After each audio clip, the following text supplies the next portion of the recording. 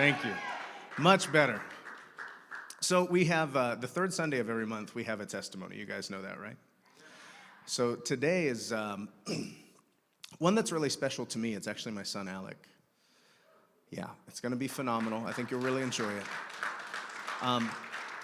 Let me share a few things that I share before every testimony, just so you know how to steward one. And Pastor Aaron already mentioned it, but sometimes we can reduce testimonies to really cool-sounding stories. And that's not the intention of a testimony. The book of Revelation says that the testimony of Jesus is the spirit of prophecy. So it's evidence of God's ability that you can now take as a promise for yourself in your own situation. You can celebrate that if you'd like, right? So to reduce a testimony to something that, we cry about and celebrate, that's fantastic. But when you hear a testimony, you're actually given equity in the testimony. And Sean Bowles actually has a great example that he always shares. He said when he was a kid, he knew that his dad loved all of his children equally. So if he would take one of the kids out for like a daddy-daughter day, he would ask to see the receipts that he spent on his sister when they got home. I mean, imagine having such confidence in the love of a father that he wouldn't be offended by something like that, first of all. But he knew that if he did it for one of his kids, then he had something coming, right? He had equity in that testimony. So there is nothing that God desires to do for someone else that he doesn't desire to do for you also. So testimonies become counselors. That's what King David said. He said, your testimonies are my counselors. And he used that whenever he was standing against the Philistine, like Pastor Aaron mentioned. You delivered me from the mouth of the bear. You delivered me from the mouth of the lion. And surely this uncircumcised Philistine will be like one of those. So when you see God do something, perform something, it sets a minimum standard for what he desires to do. His standard is actually more than you could, exceedingly abundantly more than you could ever ask or think. So the kindergarten of expectation towards what God desires to do for you is something he's already done for somebody else. Because his desire is actually to do something for you that you've never before seen, so now you can become the carrier of that impartation, right? So when you listen to Alec's testimony, you're going to hear, it covers the whole gamut. There's nobody in here that's not going to relate with some aspect of what he shares with you this morning. The unique part of this testimony is I got to witness it with my two eyes. So I urged him, when there's sometimes a testimony can be so powerful that you're actually afraid to share it because it sounds unbelievable. But because he has witnesses that watched he and his family walk through this thing, we can give validity and credibility to everything that he's about to tell you. And then when he's done, we're going to take the time for us to receive that impartation. So without making you wait any longer, I'm going to invite Alec Alderman up to share his testimony with us.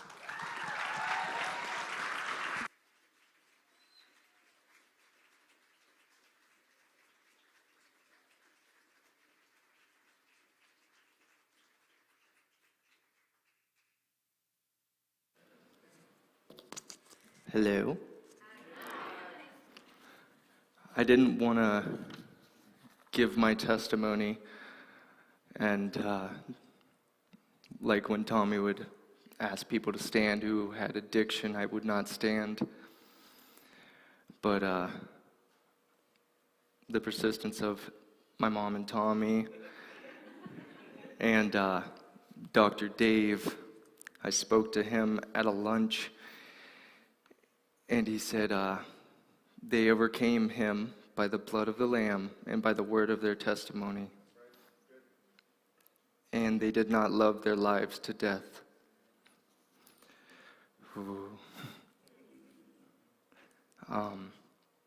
So when I was about 4 to 5 years old, I had a dream. And I actually remember this dream only because my mom made me repeat it to the family. So I actually can recall that dream. I was in heaven walking with Jesus.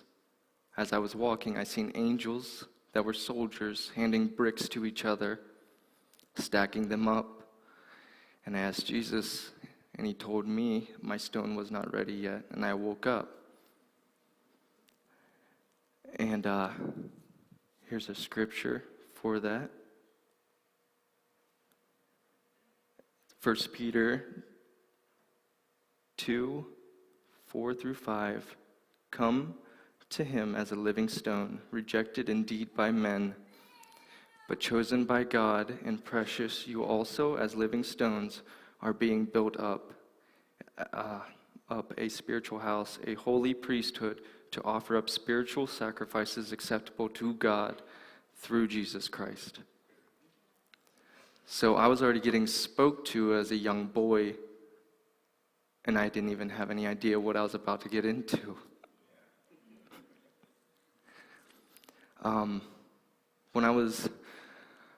We really didn't go to church. Like, we had a religious moment where we went and then just kind of fell out of that.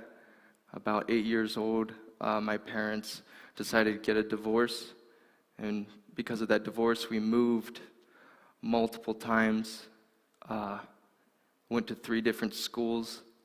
I struggled with my schoolwork, making friends, dealing with bullying. And through the bullying is how I found out my mom was a dancer. And that, as a kid, oh no, she's a bartender, she doesn't do that stuff, and they just hammered me. Kids, I'm like in 6th grade, 5th grade, and they would just hammer me with that. And I went to my dad and I was like, hey, I've been hearing this at school. He's like, I got to call your mom, and she's got to come talk to you. That day hurt because I was humiliated and I was embarrassed because my mom chose to lie to me, and I watched her life as I was growing up, and I punished her as I was, making my decisions. It was really hard around then because that's when my grandpa had ALS and he was actively dying, so I didn't really have much people to talk to. So that was just really hard.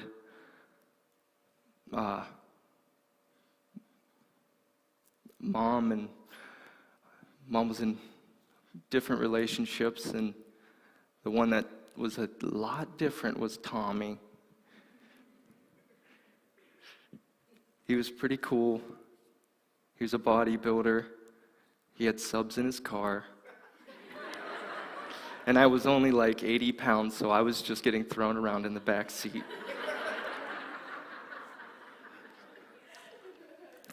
So after my grandpa passed away, they ended up getting married on the day that they buried him to kind of make an elephant footprint.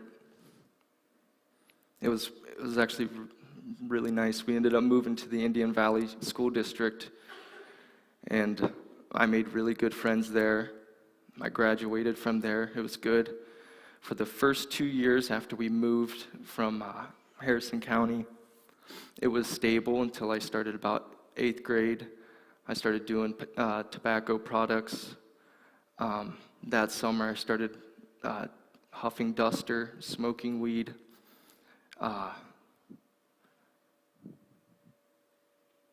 I started getting a lot of intrusive thoughts around that time, just running thoughts.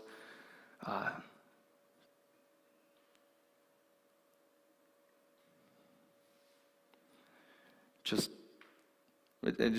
what I was and what I was being told by myself, I tried to always fight that. I would start cutting myself around that time, and it was like a release, like a balloon that was just ready to be popped, and I'd have to pop it. I started piercing myself, and not like, I'm going to pierce my ear, I'm going to pierce my nose, my lip, my tongue. No, I was putting piercings through my body. Just random bars.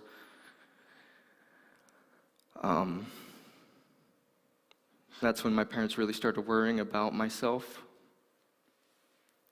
They would take all the sharp objects out of the house. I had to be in public with my brother. They had poison control and all other numbers in their phones for whatever decision I might have been doing next. With the conflict in that household, they thought it'd be wise to go move with my dad for a while. And I started going to school out to Bowerston, and I found my friends out there also. I started doing more pills, started huffing gasoline, and it was into my sophomore year.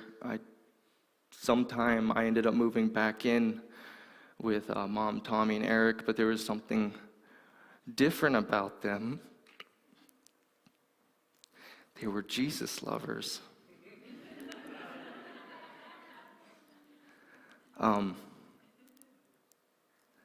They ended up having me evaluated because of my health wasn't doing so well. They found that I was burning my lungs from the inhalants, from the fumes of the gas. My heart was giving me issues to where I just faint or pass out.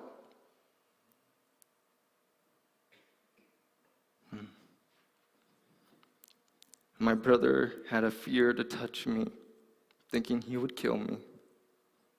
I became fragile.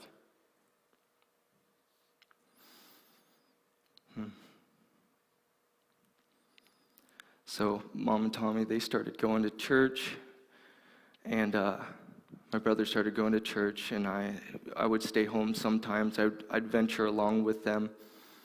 On one occasion, I went to their church, and I really hated going, but when they started playing music and what the pastor was saying about, becoming, going to be clean, all sins forgiven, Jesus is this good guy, it was moving me, and I was like, they're doing baptisms. I want to get in that water. I want exactly that. I don't know if this is God, but there's this feeling that's pulling me from my chair, and I want to get in there. And this is what I thought was awesome, because I wrote my testimony, and I didn't even realize how perfect of a circle that was, or how many perfect circles are in this. But that was Mother's Day. I hated my mom. And on that day, he gave that to her.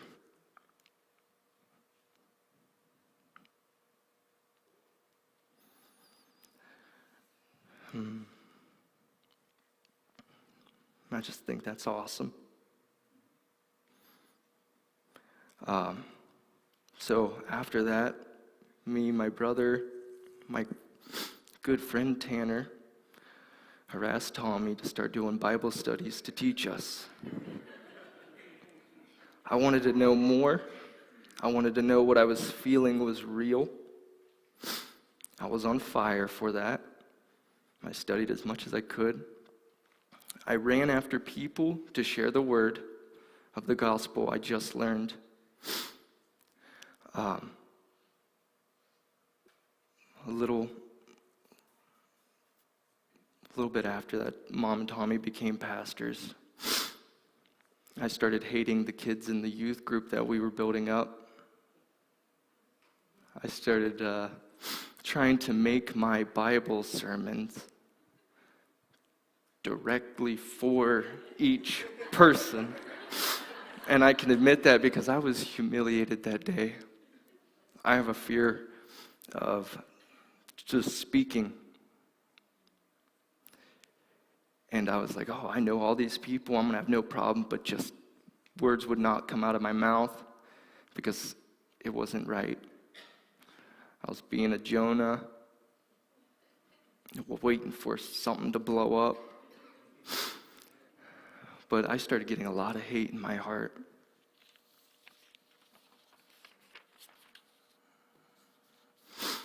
And, after the more I kept digging into the Word, hearing more about, you have to be clean to receive the Spirit of God, talking about hell, heaven, death,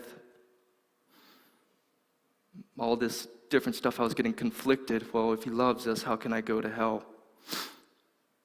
If I do good, I got to go to heaven. So I'm just sitting there trying to get clean. I'm trying to put on this face. I'm going to go ahead and be a pastor. I'm going to clean up.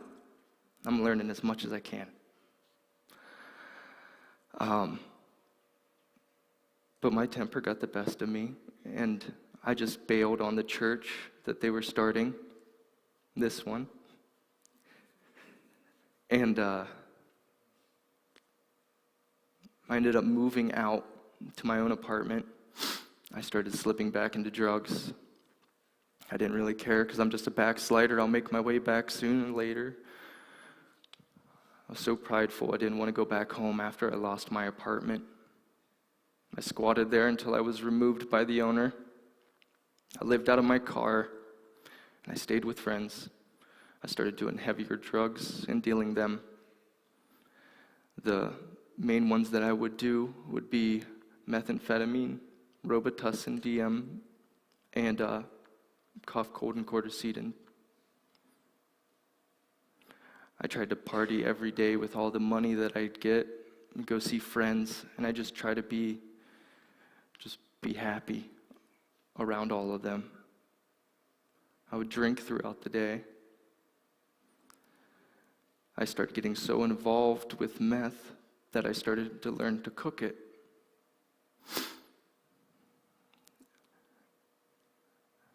It started getting really dark around that point. I couldn't trust anybody.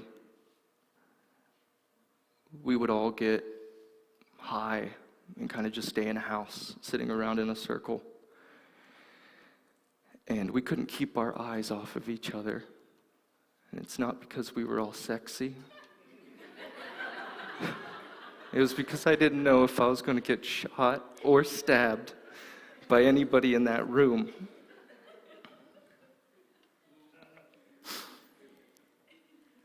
I've had many knives to my throat without a care of my life.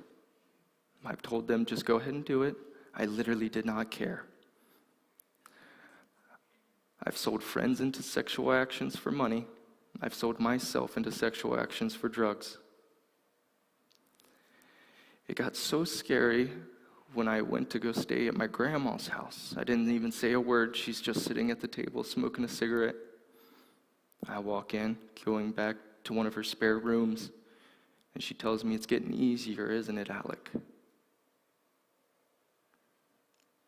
I started making myself so numb, and I could hurt people and not care. I could hurt myself and not care. I literally could just fall off the face of the world, and I would not have cared. I thought I achieved a freedom and felt nothing.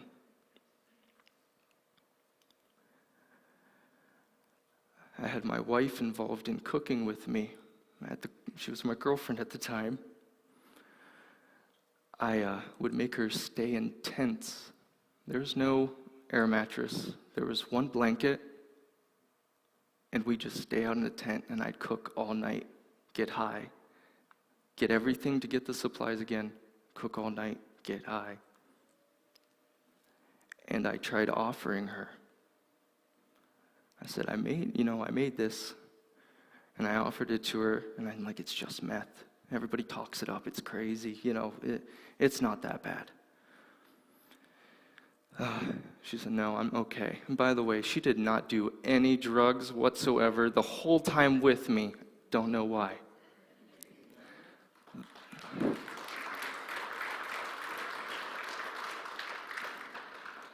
About 6 months pass. I offered it to her again. And she goes, I said the same line, like, it's just meth, it's not bad. And she goes, Alec, look at you. I weighed healthy, like 160. I was down to 125.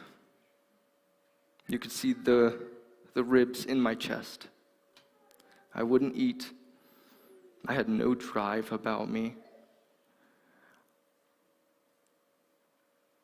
And then that started like really getting gears moving. Like, look, this outside person is showing me something that I'm deceived. Like, I'm actually thinking I'm on top of the world right now, but I'm just dying. And there was a point where I got caught by some police, and I had to go to court. And that stretched for about 2.5 years to 3 years. And that was stressful because I was trying to get out. I just chose to be at the wrong place at the wrong time. Like, I was even sworn into the military. I had a ship date ready to go, and that was thrown out the window as soon as I received my indictment. So I was trying to go to the military. I'm also going to court, looking at 5 to 6 years imprisonment. My mom's stressed. My wife stressed.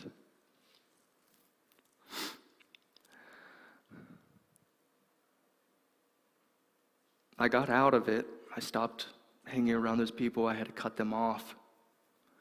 And I started looking for a job. I waited for the whole military thing to clear through, like maybe I might get back in. Maybe, I'll try to keep this going. During that, my wife got pregnant, and I didn't believe her at all. I was like, oh no, this can't happen. No, not me. This isn't happening. But it was like a month or two, we ended up losing the baby.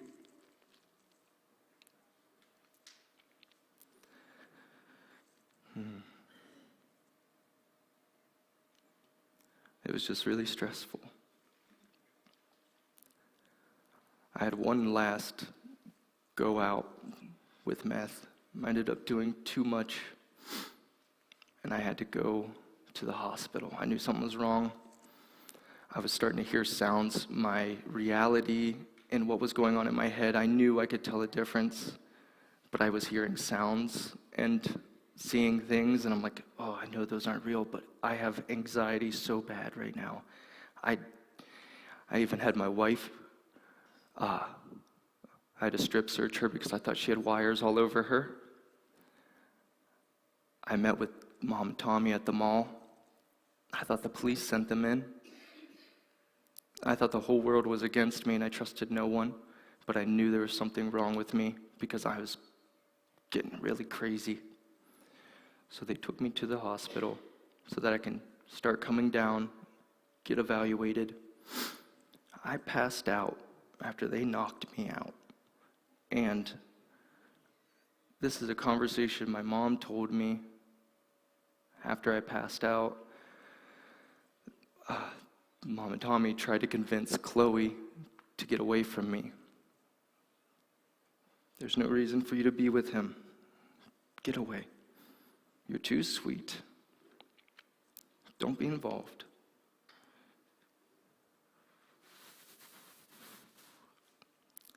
She gave me unconditional love that I did not deserve.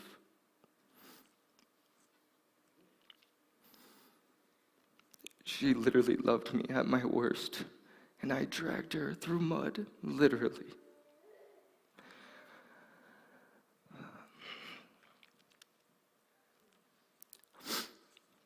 After I seen that, it just lit a spark in me. I need to get better.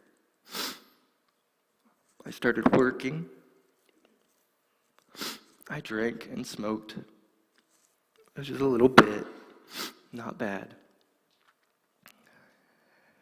But I started getting better. I started gaining weight. And Chloe became pregnant again. And this was our first daughter, Aria. Handful.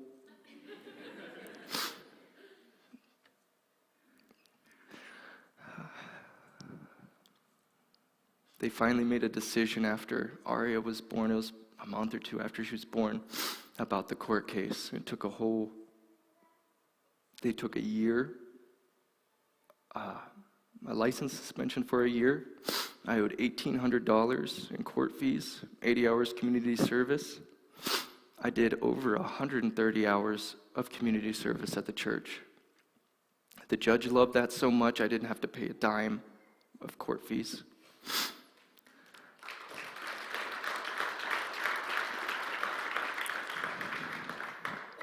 pretty much stopped drinking. I stopped doing the drugs.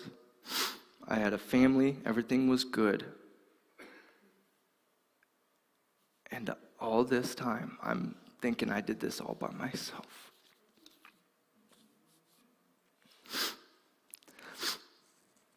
Man. My family would go to church, but we wouldn't really get involved with anything. We just kind of pop in. You know, Christmas.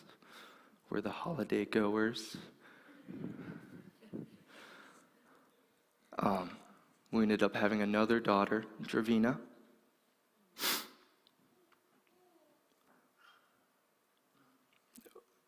We ended up buying a home and moving out.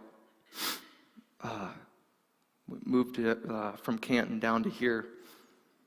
And about 3 months into that home and purchasing it, I get hurt at work so bad that I couldn't actually do the stuff I needed to do there. I didn't have an income for 4 months. And it was getting really hard. I couldn't figure out anything for food for my family, money for my family. And it was just getting really difficult, stressful. And I don't know what clicked. There was nobody home. I was just by myself, and I told God. And I never really talked to God. I said, I don't want a relationship with you through my mom and Tommy. I wanted my own. It was so hard to make an easy decision to give my life to God. There was no one there. I didn't have my children or my wife home. I didn't have no music on. It was just me. And I literally said, here it is. I'm coming as a living sacrifice. And I don't want to do anything with my will at all because I'm not doing anything right. I know that His will is exactly what I need.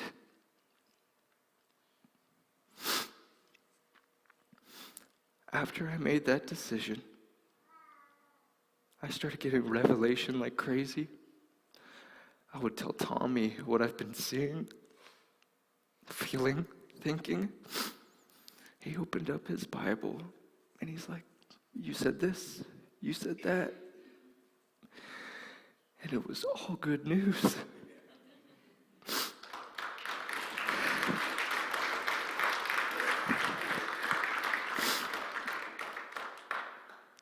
I stopped looking at it as a hell, heaven, death. He has an ever-increasing kingdom that He wants me to have. He wants you to have. And we just make it that much harder on ourselves when it's a stupid, easy decision. I was starting to learn a lot more, and one of the issues I had was I still hated people. I hated people. And what better way to learn to love somebody than give me somebody who's unlovable? And I learned how to love that person. I had a vision. I was driving and I see two dark figures surrounding a crib. And the baby was covered in feces, throw up, malnourished, and struggling. Went to bed. When I got home, 5 hours later, I get a phone call from CPS saying one of your family members was using while they were pregnant. Would you want to participate in helping with the kinship? I'm like, wow, God just showed me this. Yeah, I'll do it. Went, got drug tested. They did a background check, all that stuff, and we got the location where the baby was, and we would go visit. I would go up there every day since that baby was born, and the mother did not. The mother took the gas vouchers. They took everything that would have helped see the baby, and they did everything but see their baby. I am hating people so bad, watching a baby shake from withdrawals that they didn't even partake in. That was just getting my blood to boil. I was so angry. We'd have to do phone calls, and they would just nod off from being so doped up, not even talking to their baby. When we did have visitations, they would gag the baby with the bottle because they would just nod into the baby. And I literally kept saying, I hate them. I hate all of this. I hate CPS. I hate how this world's becoming. I just hate all this. He should not have to suffer for a decision he did not even make.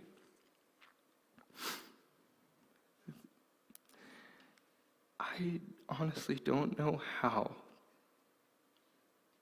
but those parents were having a hard time, and they were stuck in a situation similar to mine. The only difference is the child was involved. And I tried talking to them, and I really started to look at them differently. I started seeing people differently after that.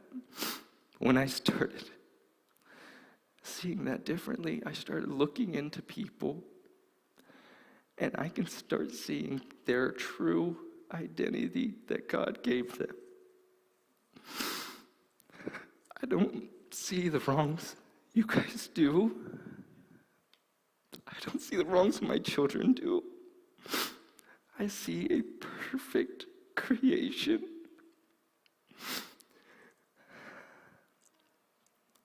And if anything you could take out of my testimony, or anything I can give you, is a love that's so overly whelming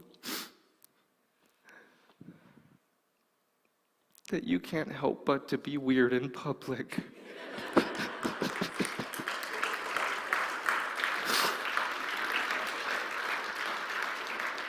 And I'm done.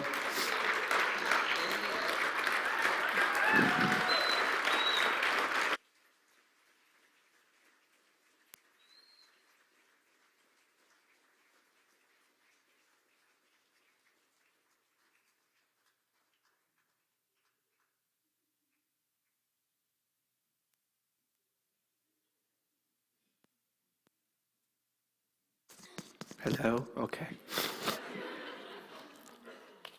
And an awesome thing,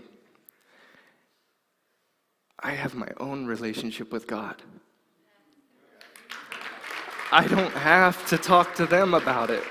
I get my own revelation, and I have something to give my children and teach them and show them how to develop that relationship with God. It is doing so good. I actually got mad last week at the doctors for my oldest. I wanted to hit them. I was so mad, I wanted to hit them, and I haven't got that mad. I was actually shaking. I'm like, I haven't been this mad in a long time. I'm about to hurt a doctor. And Aria was overhearing me, and I'm describing the situation to them. And as bad as she was hurting during that appointment, how multiple doctors had to be involved, and she was hurting. It wasn't like the pretend, oh, it hurts. It was screaming hurt, and it was making me so mad. I wanted to hit him, and she tells me, my daughter, don't hit him. You gotta love him.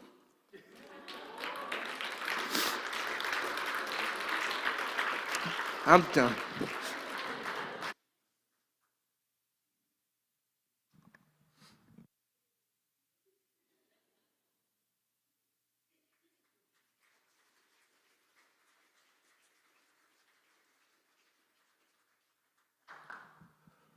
Would you guys just stand?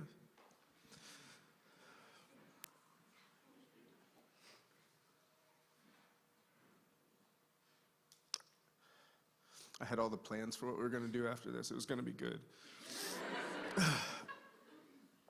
But if you wonder why people dedicate their entire life to the gospel, it's because it works.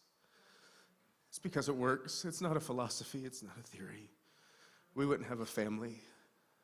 Most of us wouldn't even be alive. I want to ask you this, and he doesn't take credit for what he overcame, but he possesses a victory that all of us can share in. This is the first time that I can't write down the specifics and recapture what he was delivered from or what God brought him through. There's too many. But if any of you, while you listen to that, you heard in your spirit, I need what he has. My family needs what he has. There's one thing that I can't get through. But, you know, Alec talked about those moments that come full circle. We had one of those, and I'll never forget it. His disdain towards me and his mom was real. And at one point he said, I want to see my mom one more time. It's in her casket to make sure she's dead. And he didn't realize that it came full circle like this, but just I think it was, he didn't say this either. He was off work for 3 years. He was in a terrible work-related accident. And if any of you have ever dealt with work comp, you know they don't really like to make your life easy. He's having a really rough day one day. And he called and he said, will you guys just come over? I said, yeah, what do you need? He's like, nothing. I just want to be surrounded by the kind of people I wish the world was filled with. That's...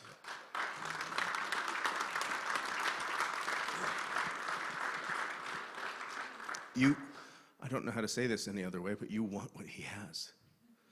His family's beautiful. His kids, they preach the gospel to everybody they see. He and his wife, I've never seen him fight. I'm sure they do. Probably just so they can make up, though. But you want what he has. You want what we have, to be honest with you. We were going to take a day off on Friday. And Alec and Chloe called and asked if they could come over. What do you think we said? Yeah. We were like, it's okay, we'll just chill on Saturday. And then Eric and Megan called and asked if they could come over. We're like, yeah, fine, we got Sunday. And then Eric and Megan called again. And there's nothing we want more than to spend every single day together. There's nothing we want more. So actually, I told Eric I'd answer him, yes, you can come over after church. We don't want time away from our family. And when we want to hang out with somebody, like we're weird. We don't need friends. We have each other. When we want to see somebody, we call our kids. And it's incredible. So we don't want to leave here without stewarding this moment, which I believe is a very valuable one. If you need your family restored, if your kids are long gone and you think they're too far, I don't know if you heard what he just said. I don't think there's no such thing as too far. If you want to lead in your family with your own revelation, just if you heard anything that you know you need to partake of, would you come up and we can pray together? If you give us maybe some sound for some privacy back there, that would be wonderful.